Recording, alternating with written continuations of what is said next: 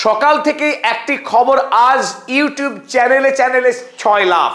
ইসরায়েলের রক্তপিপাসু মানবতার শত্রু প্রধানমন্ত্রী বেঞ্জামিন নেতানিয়াহু খুন হয়েছে ইসরায়েলি মিসাইল হামলায়। তার বাড়ি গুড়িয়ে দিয়েছে ইসরায়েল এবং সেই বাড়িতে অবস্থান করছিলেন বেঞ্জামিন নেতানিয়াহুর ভাই ইদো নেতানিয়াহু এবং ইসরায়েলের জাতীয় নিরাপত্তা বিষয়ক মন্ত্রী বেন জিভির।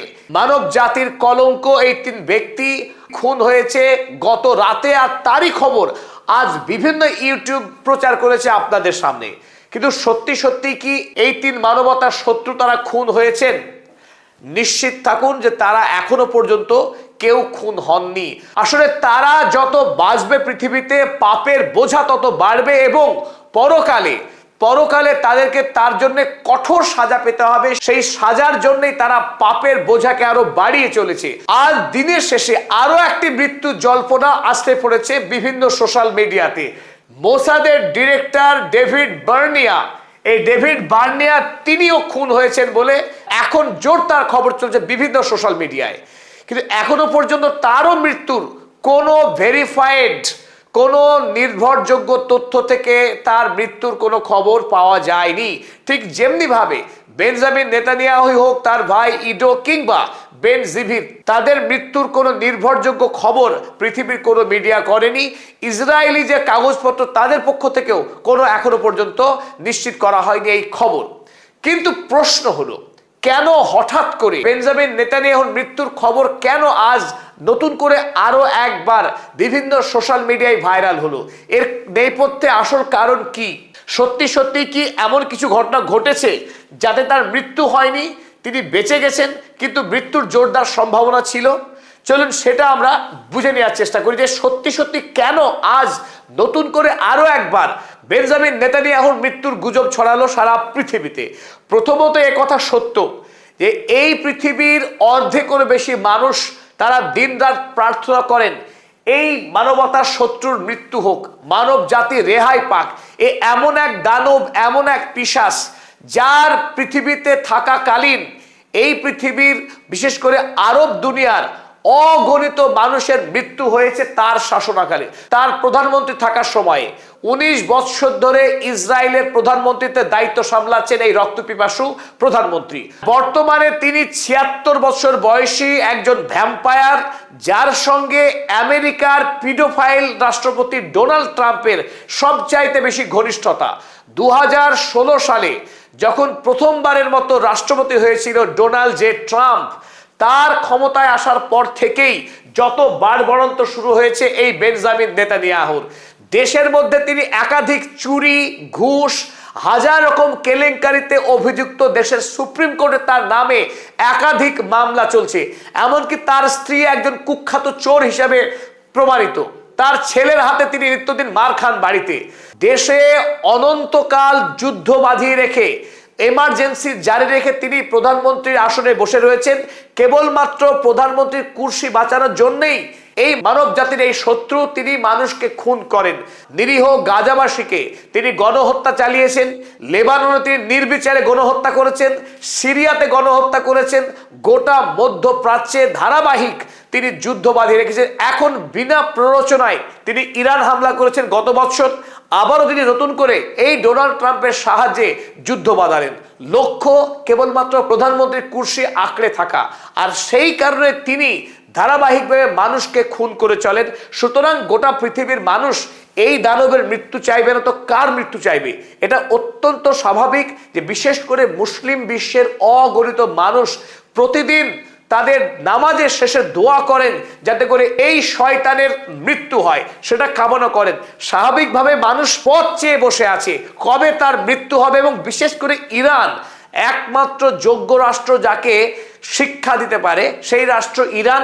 যেহেতু ইরানের সঙ্গে এখন তুমুল যুদ্ধ চলছে ইসরায়েলের, প্রতিদিনই একটার পর একটা মিসাইল আছড়ে পড়ছে তেল আবিব, হাইফা, জেরুজালেম, ইসরায়েলের একাধিক শহর এই মুহূর্তে প্রায় গাজা ভূমির মতো অবস্থা হয়েছে। তাই যে কোনো এক মিসাইলের আঘাতে তার লুকিয়ে থাকা বাংকার কিংবা তার বাড়ি ধ্বংস হওয়াটা খুব অস্বাভাবিক কিছু নয়। এই প্রেক্ষিতেই তার মৃত্যুর গুঞ্জন ছড়িয়েছে। তবুও আমরা বলছি এই গুঞ্জনের পিছনে কিছু প্র্যাকটিক্যাল কারণ রয়েছে, চলুন আমরা দেখে নিই সেই কারণগুলো। 1 নম্বর কারণ এই, গত 4 দিন ধরে বেঞ্জামিন নেতানিয়াহু কোনো পাবলিক প্লেসে সাক্ষাৎকার দেননি, কোনো নতুন ভিডিও আপলোড করেনি ওয়েবসাইটে। তার পুরনো ভিডিওগুলো এখন ধারাবাহিকভাবে প্রতিদিন পোস্ট করা হচ্ছে গত 4 দিন ধরে। দ্বিতীয়ত, heavy security build up there Netanyahu's house and road blocking. গত 8ই মার্চ থেকে বেঞ্জামিন নেতানিয়াহুর জেরুজালেমের বাড়ির চারিদিকে ব্যাপক পুলিশি নিরাপত্তা ব্যবস্থা বাড়ানো হয়েছে এবং তার বাড়ির চারিদিকে যে কটি রোড রয়েছে প্রত্যেকটি রোডকে ব্লক করে রাখা হয়েছে পুলিশ দিয়ে। ইসরায়েল যেহেতু ধারাবাহিকভাবে তাদের ধ্বংস বা ক্ষয়ক্ষতির ছবিকে বিশ্বে যাতে ছড়িয়ে না পড়ে সেটাকে গোপন রাখার জোরদার প্রচেষ্টা চালাচ্ছে, এমনকি ধ্বংসাবশেষের ছবি তুলে যদি কেউ পোস্ট করে আর তা প্রমাণ হয় তাকে 5 বছরের সাজা, 5 বছর জেল হাজতে রাখার নির্দেশ পর্যন্ত দিয়েছে এই ইসরায়েল সরকার। সুতরাং বেঞ্জামিন নেতানিয়াহুর মৃত্যুর খবরকে ইসরায়েল সরকার চেপে রাখার চেষ্টা করছে যাতে করে ইসরায়েল এবং মার্কিন সেনাদের মনোবল ভেঙে না পড়ে। এটা একটা কৌশল হতে পারে বলে অনেকের মতামত। এবং অপরদিকে 9ই মার্চ ডোনাল্ড ট্রাম্পের জামাতা জারেড কুশনার এবং তার ব্যক্তিগত দূত স্টিভ উইটকফ, ডোনাল্ড ট্রাম্পের দুজন অত্যন্ত নির্ভরযোগ্য বিশ্বস্ত ব্যক্তি যারা ইসরায়েলে এসে এই মানবতার শত্রু বেঞ্জামিন নেতানিয়াহুর সঙ্গে সাক্ষাৎ করবার কথা ছিল এই 9ই মার্চ, কিন্তু সেই সাক্ষাৎকে ক্যান্সেল করা হয়। এই ক্যান্সেল করার পরই একটা জোরদার জল্পনা শুরু হয়ে যায় যে বেঞ্জামিন নেতানিয়াহুর সঙ্গে যখন মার্কিন দূতের সঙ্গে মিটিং, সেই মিটিং যদি ক্যান্সেল হয়ে যায় তাহলে আদৌ কি তিনি বেঁচে আছেন? আর যদি বেঁচেই থাকবেন, কোন গুরুত্বপূর্ণ কারণে জারেড কুশনারের সঙ্গে স্টিভ উইটকফের সঙ্গে মিটিংকে ক্যান্সেল করবেন? এত বড় সাহস হয় বেঞ্জামিন নেতানিয়াহুর? তারপরে এই গুঞ্জন কিন্তু ছড়িয়ে যায় রাশিয়ার একটি সংবাদপত্রকে। আমেরিকার সামরিক দপ্তরের প্রাক্তন ইন্টেলিজেন্স অফিসার তিনি রাশিয়ার একটি সংবাদপত্রকে সাক্ষাৎকার দেন এবং সেই সাক্ষাৎকার তিনি এই গুঞ্জনকে উস্কে দেন। বেঞ্জামিন নেতানিয়াহুর বাড়ি ইরানি মিসাইলে আক্রান্ত হয়। আপনারা দেখছেন যে ছবি, দাউ দাউ করে আগুন জ্বলছে, এই বাড়ি ভস্মীভূত হয়েছে এবং সেই বাড়িতেই সেই সময় ছিলেন বেঞ্জামিন নেতানিয়াহু, তার ভাই ইডো নেতানিয়াহু। তারা দুজনই খুন হয়েছেন বলে আশঙ্কা প্রকাশ করে এবং এও তিনি বলেন যে বেন জিভির তিনিও আক্রান্ত হয়েছেন, হয়তো আহত কিংবা নিহত। আর সেই খবর পরবর্তীকালে ইরানের আংশিক সরকারি সংবাদপত্র তাসনিম খুব স্পষ্ট করেই বলে শুরুতেই, আনভেরিফাইড সোশ্যাল মিডিয়া ক্লেইমস। তারা বলেছিল এটি অনির্ভরযোগ্য সমাজ মাধ্যমে জানা গেছে that Iran bomb the home of Israeli prime minister Benjamin Netanyahu and killed his brother. যে বেঞ্জামিন নেতানিয়াহুর বাড়িতে বোম ফেলে ইরান এবং তার ভাই ইডো নেতানিয়াহু খুন হয়েছে। যদিও তাসনিম কিন্তু দাবি করেনি যে বেঞ্জামিন নেতানিয়াহু খুন হয়েছেন, দাবি করেছে তার ভাইয়ের মৃত্যুর কথা।